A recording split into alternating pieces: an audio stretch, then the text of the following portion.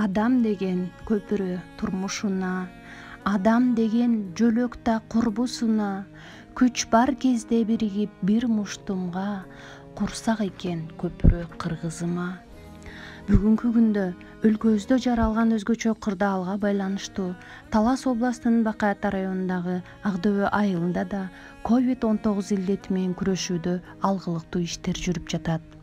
Айыл элине ушундай кырдаалда чоң жардам көрсөтүү максатында Ак Дөбө айыл өкмөтүнүн убактылуу милдетин аткаруучу Мураталиев Эсен Сатылганович учурда бардык шарттарды түзүп берүүдө. COVID-19 илдети менен күрөшүүдө биздин ак халатчан дарыгерлерибиздин салымы зор.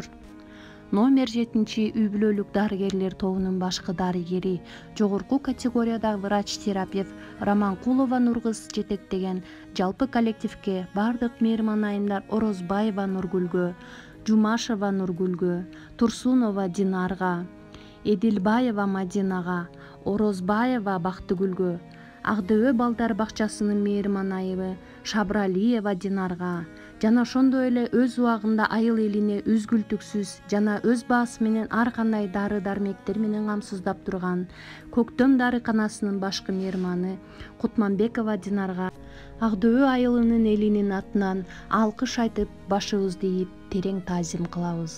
Бүгүнкү күндө биздин ак халатчан дарыгерлер күндүзгү стационарды кабалда иштерин улантууда.